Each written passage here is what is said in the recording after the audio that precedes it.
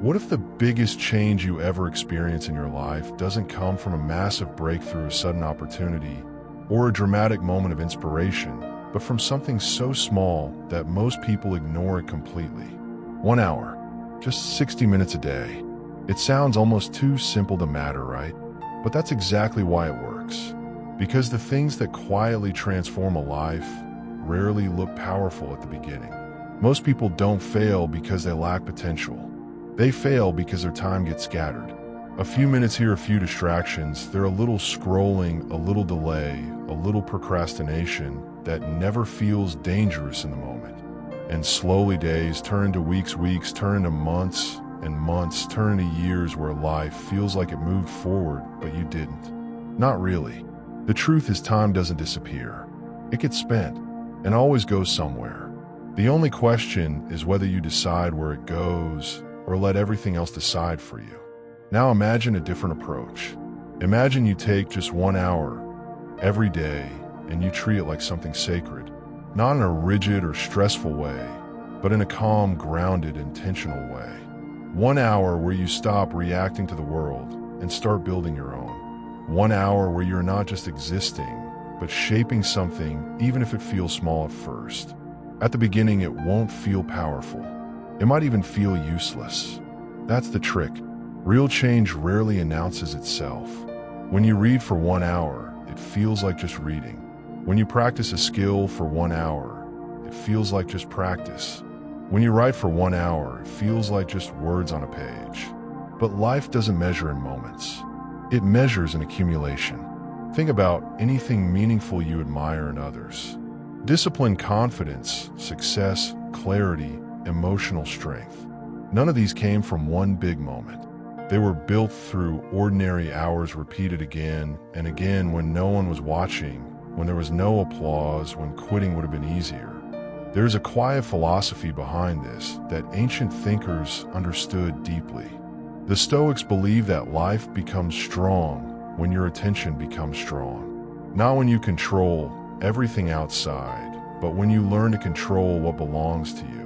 Your focus, your choices, your response to the day. That's where real freedom begins. And this is where the 1 hour rule becomes more than just productivity. It becomes training for your mind.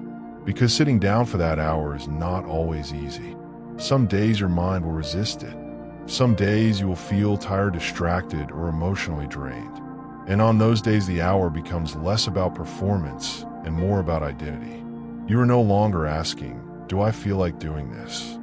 You are answering a deeper question. What kind of person do I want to become? That shift is everything. Because motivation is unreliable.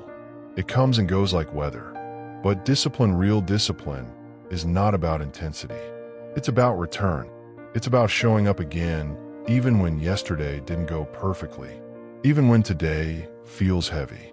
Even when progress feels invisible. And something interesting happens when you stay consistent with just 1 hour a day. At first, nothing changes outside of you. But inside, something starts to settle. You begin to trust yourself more. You stop negotiating with your own promises. You stop breaking small commitments. And slowly, without noticing it, your identity starts shifting. You are no longer someone who tries to be consistent. You become someone who is consistent. But let's be honest, this isn't just about discipline. Life is not meant to become a strict machine. Balance matters just as much. Rest matters. Play matters. Curiosity matters. The 1 hour rule is not meant to take over your life. It is meant to anchor it. Because a life without direction feels chaotic, but a life without joy feels empty. The goal is not pressure. The goal is presence.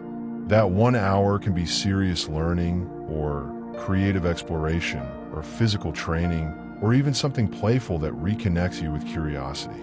What matters is not what you do, but that you do it with intention. And over time, something subtle starts to happen. You begin to notice life differently.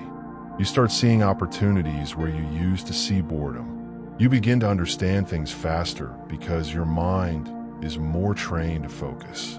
You start feeling more capable, not because the world changed, but because you did. Most people underestimate how much power lies in small daily decisions. We always imagine transformation as something loud, but real transformation is usually quiet. It doesn't feel like a turning point. It feels like repetition, and repetition is where identity is built. Think about it. Every day you're already doing something for an hour. Sometimes it's scrolling, sometimes it's worrying, sometimes it's consuming things that don't add anything to your life. The 1 hour rule is not about adding something new to your life. It's about reclaiming something that already belongs to you. And yes, there will be resistance. Your mind will try to negotiate. I'll do it tomorrow. I'm too tired today. It doesn't really matter if I skip one day. And sometimes that voice will sound reasonable. But the problem is not one missed day. The problem is what one missed day teaches your mind about your boundaries. Because every time you break a small promise to yourself, you make it easier to break the next one.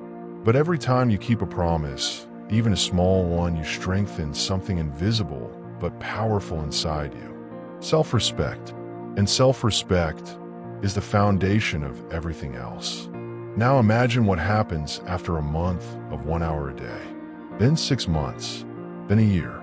You don't just gain knowledge or skill. You gain evidence. Evidence that you can trust yourself. Evidence that you don't quit easily. Evidence that you are not just thinking about change, but actually living it. That is where confidence comes from. Not from motivation, from proof. And still it's important to stay human about it. There will be days where you miss it. Days where life feels too heavy. Days where you fall off track. That's not failure. That's reality. The rule is not about perfection. It's about return. Always coming back without turning one mistake into a story of defeat. Because growth is not a straight line. It never has been. If anything, the 1 hour rule teaches you patience with yourself. It teaches you that real change doesn't rush.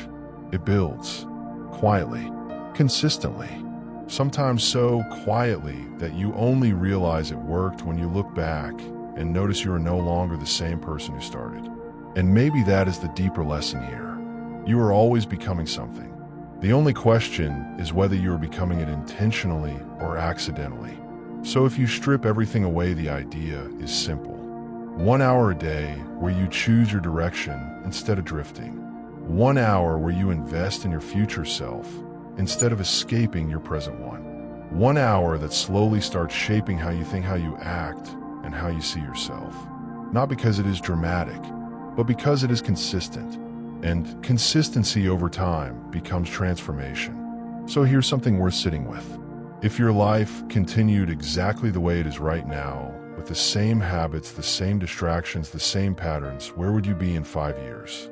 Not in theory, but in reality. Because the 1 hour rule is not really about adding something to your life.